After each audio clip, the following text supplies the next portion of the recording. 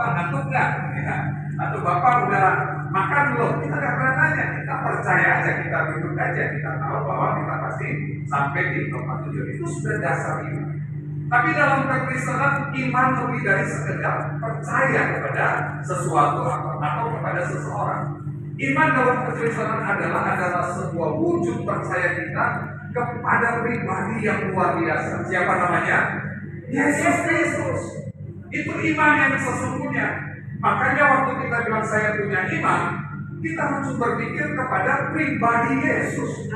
Bukan tentang keyakinan kita yang kuat, bukan saya percaya dengan 100%, bukan. Tapi kita percaya bahwa Yesus itu mampu melakukan. Amin. Yesus sanggup. Bahkan iman yang sesungguhnya itu bukan hanya bicara soal kesembuhan, bukan hanya bicara soal diberkati. Oh saya beriman, saya pasti diberkati. Oh saya beriman, saya pasti sembuh. Oh saya beriman, pasti gol ini diri saya. Itu baik, tapi bukan sekedar itu saya mau katakan. Iman yang dimaksud adalah iman yang membawa kita untuk menikmati keselamatan kekal. Amin. Amin. Itu sebabnya di ayat yang terakhir dikatakan, lalu kata Yesus kepadanya, pergilah, imanmu telah menyelamatkan engkau. Bukan imanmu telah menyembuhkan. Yesus katakan imanmu telah menyelamatkan. Karena lebih dari sekedar kesembuhan, lebih dari sekedar diberkati, lebih dari sekedar pemulihan dan lain sebagainya, keselamatan itu adalah anugerah yang terindah, anugerah yang terhebat yang harus didapatkan oleh semua orang. Katakan amin. Amin. Nah itu sebabnya kalau kita menyadari, kita semakin bertumbuh di dalam Tuhan. Banyak orang imannya terbatas kepada hal-hal yang tadi. Ya bukan gak penting, penting juga orang sehat, penting orang diberkati. Tapi itu nomor sekian Bapak Ibu Saudara. Sebab Matius 6 ayat 33 dengan jelas berkata, tetapi carilah dahulu kerajaan Allah dan kebenarannya, maka segalanya akan ditambahkan. Kata ditambahkan itu kan bonus namanya, tambahan bonus. Kalau kita ketemu Yesus, ketemu super segala berkat yang lainnya, jadi bonus. Bukan itu yang kita kejar, ya, bukan kesembuhan. Makanya iman Sadrak Mesak Abednego itu yang luar biasa Bapak Ibu. Hari-hari ini kita kan jarang menemukan iman seperti itu. Baru sakit dikit udah saya nggak mau ke gereja, baru tersinggung dikit saya nggak mau ikut persekutuan, baru ada gesekan dikit udah nyambutnya sama Tuhan. Ya. Tapi kalau Sadrak Mesak dan Abednego semua kan pernah dengar cerita ini, semua pernah baca mungkin. Ya. Mereka bilang apa waktu mau dicemplungin ke dapur api? Dia bilang begini, Tuhan kami sanggup menolong kami, tapi seandainya dia nggak tolong, ini bahasa saya yang sederhana. Seandainya dia nggak tolong pun kami nggak akan pernah menyembah patung atau dewa atau kaisar. Kami akan tetap percaya kepada Yesus, kepada Tuhan kami. Artinya apa Bapak Ibu Saudara? Iman ini iman yang sejati. Kita pun bisa berkata, Tuhan tolong saya, Tuhan sembuhkan saya. Tapi seandainya saya nggak sembuh juga, saya akan tetap percaya kepada Yesus. Katakan amin. Amin. Tuhan berkati saya, tapi seandainya Tuhan nggak berkati saya pun, saya akan tetap percaya kepada Yesus. Sebab percaya kepada Yesus itu adanya keselamatan kekal. Sekali lagi keselamatan. Hari ini kita akan belajar melihat tentang Bartimeus. Bartimeus percaya sungguh bahwa ada yang pribadi yang sedang lewat. Dia sudah mendengar tentang pribadi. Kemudian apa yang dia lakukan? Dia berteriak, Yesus anak Daud, kasihani kami.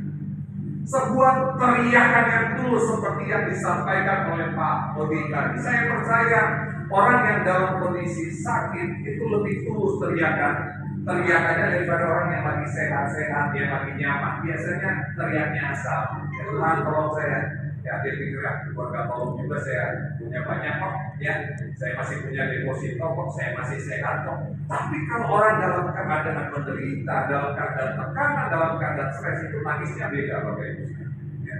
Teriakannya beda. Ini seperti yang dialami oleh Bartimeus. Yang saya mau katakan bahwa mari kita terus memposisikan diri pada situasi yang tidak nyaman itu. Jangan merasa nyaman, jangan ada di zona nyaman. Belajar memposisikan diri seperti Bartimeus. Makanya firman Tuhan berkata dalam Matius pasal 5, berbahagialah orang yang miskin di hadapan Allah. Merasa Tuhan saya butuh Engkau. dalam keadaan apapun, diberkati nggak diberkati, kita tetap teriak, Tuhan saya butuh Engkau. Sehingga Bartimeus berteriak, Yesus anak Daud kasihani aku. Teriakan Bartimeus itu yang mampu membuat langkah Yesus berhenti. Dia nggak peduli orang banyak bilang, jangan berisik. Murid-murid Yesus juga udah larang, jangan ganggu guru kami. Dia nggak peduli Bapak Ibu Saudara. Semakin kita berkata tadi, semakin keras dia berteriak, Yesus anak Daud kasihani. Hari-hari ini mungkin kita sedang berteriak kepada Yesus. Mungkin orang di sekitar kita berkata, udah, terus jangan berdoa lagi, udah jangan teriak lagi sama Yesus.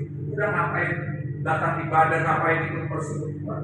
Atau mungkin diri kita, ya, yang menjadi orang yang penghalang diri kita sendiri. Udahlah, udah kan lagi capek, baru pulang kerja, nanti kesana macet, nanti begini, dan begini. Ya. Diri kita sendiri itu bisa melarang kita. Tapi abaikan semuanya itu seperti Bartimeus. Gak usah dengar apa kata orang, gak usah dengar apa kata diri kita sendiri, gak usah dengar apa kenyataan yang kita alami. Tapi kita tahu bahwa waktu kita berjumpa dengan Yesus, ada sesuatu yang besar yang pasti kita alami. Amin. Itu yang Bartimeus lakukan. Dia gak peduli orang melarang dia. Dia tetap teriak, Yesus anak Daud kasihani. Kemudian langkah Yesus berhenti. Dia berbalik. Dia bilang sama murid-muridnya, panggil orang itu. Panggil orang itu. Bartimeus kemudian didatangi oleh murid-muridnya, dipanggil sama Tuhan. Tapi waktu mereka memanggil Bartimeus, Alkitab saya mencatat begini. Mereka bilang, kuatkan hati, teguhkan hati. Sehingga pada waktu dia menguatkan, dia mendatang sama Yesus. Ayat yang kita baca tadi berkata, lalu dia menanggalkan apa? Jubahnya. Bartimeus menanggalkan jubahnya. Artinya apa Bapak Ibu Saudara? Ada pakaian kotor yang dikenakan oleh Bartimeus. Ada jubah pengemis yang dikenakan oleh Bartimeus. Ada jubah lama yang digunakan. Ada sikap hidup lama yang masih ada di kepala Bartimeus. Ada paradigma atau konsep berpikir lama yang masih dipegang oleh Bartimeus. Tapi hari itu karena dia mau ketemu dengan Yesus, dia menanggalkan semuanya. Katakan amin. Amin. Waktu kita mendatang kepada Yesus, kita harus sungguh-sungguh percaya kepada Yesus. Katakan amin. Amin. Jangan ada jubah lama, tanggalkan semuanya. Jangan ada paradigma lama, jangan ada kepercayaan lama. Oh, kata oma saya, kata engkau saya, kata encik, kata segala macam, kata guru saya, kalau begini kamu akan begini. Enggak. Harus kata firman Tuhan. Jangan ada lagi pamali. Tahu pamali? Ya. Suaminya Bu Mali, bukan. Pamali itu misalnya kata orang tua dulu, jangan duduk di depan pintu, nanti jauh jodoh. Kan nggak ada hubungannya ya. Duduk depan pintu sama jodoh nggak ada hubungannya. Yang benar adalah jangan duduk depan pintu ngalangin orang mau lewat, mau jalan. Atau jangan duduk di atas bantal, nanti bisulan. Nggak dengar? Ya. Nggak benar. Yang pamali-pamali yang dibuat yang nggak masuk akal.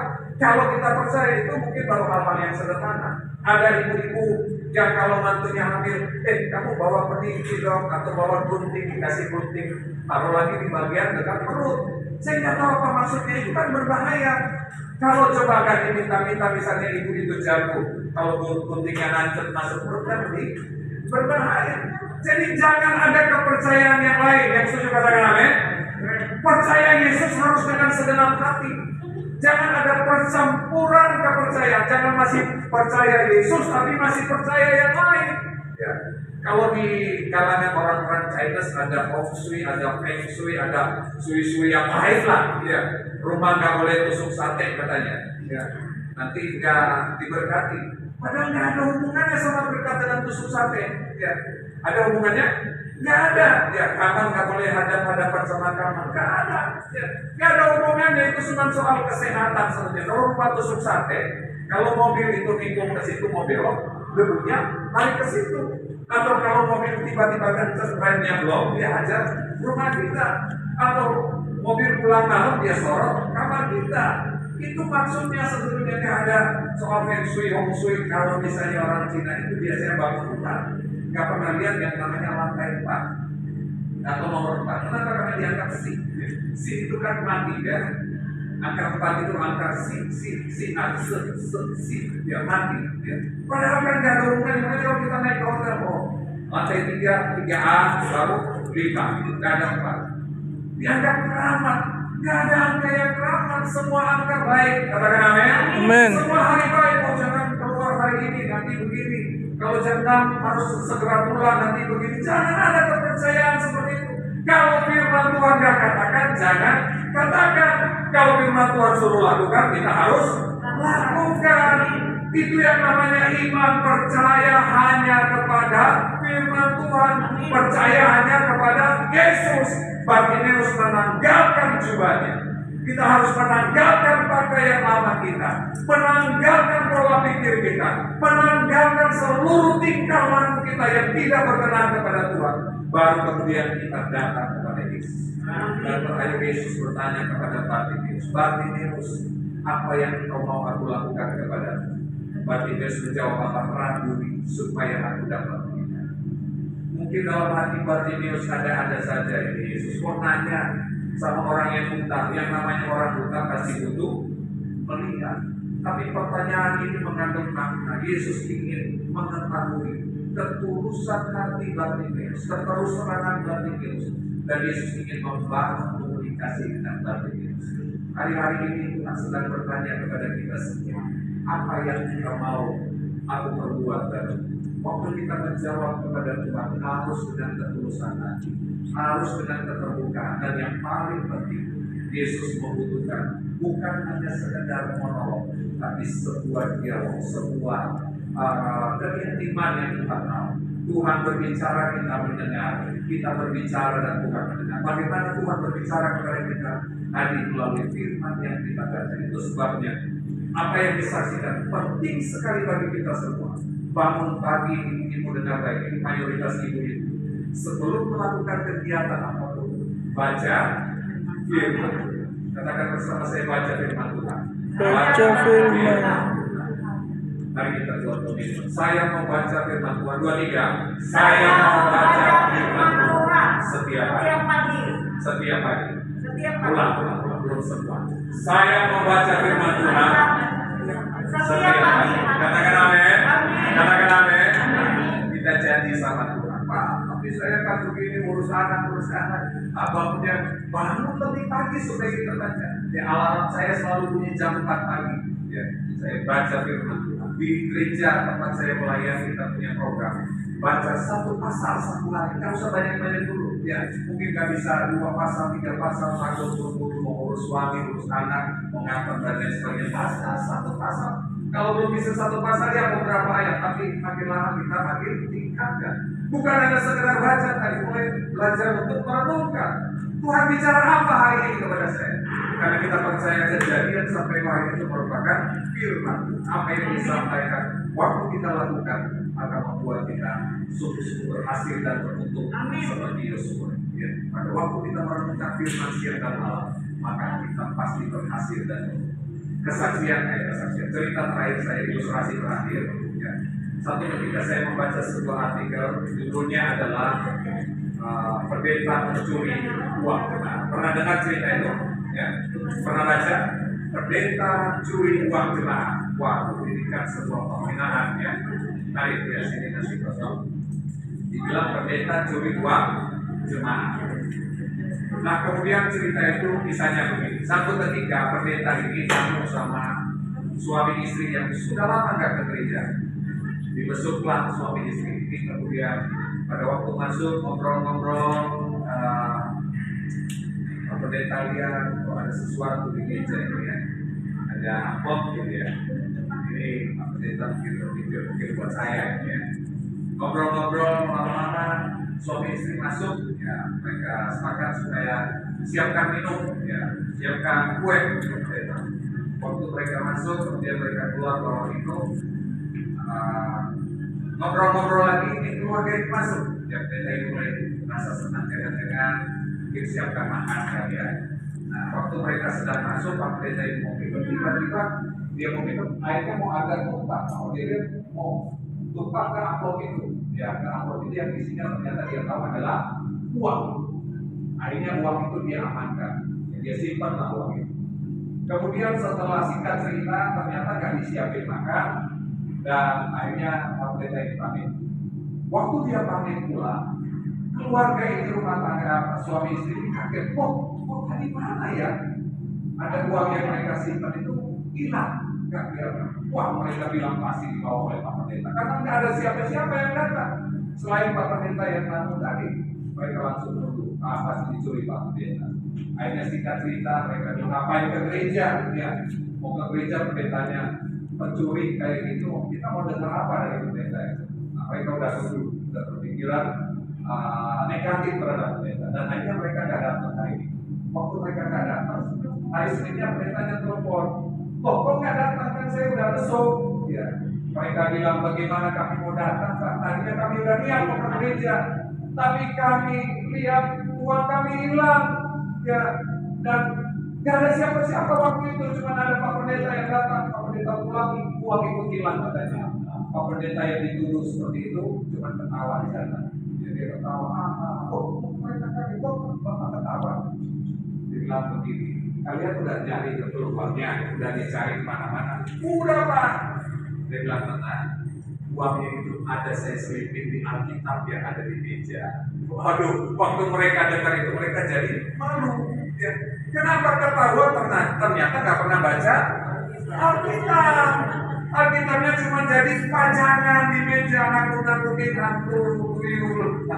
Alkitab bukan buat nakut-nakutin. Ya, tadi Pak Wati bilang jangan ditaruh di atas gantung buat obat tidur, biar bisa tidur taruh Alkitab di dekat kepala gitu. Bukan, ya. Tapi untuk dibaca, katakan amin.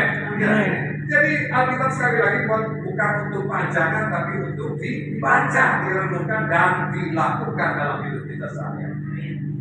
Hari ini mungkin ada yang sedang selipin uang di Alkitab. Periksa lagi Alkitabnya, mungkin udah lama banget gitu ya. Ternyata di dalam ada beberapa dolar misalnya. Waduh, ternyata uang saya ada di Alkitab. Karena nggak pernah baca Alkitab, jadi uangnya kan ketahuan ada di sana. Ya. Saya berdoa supaya semua kita anggota persekutuan GGH ya. GGH ini akan sungguh-sungguh mengalami pertumbuhan iman. Bahkan iman yang menyelamatkan tadi lebih dari sekedar kesembuhan, berkat yang kita dapatkan, tapi ada keselamatan. Kenapa? Karena kita setia membaca firman, setia berdoa kepada Tuhan, dan punya hubungan yang telah intim dengan Tuhan Yesus memberkati.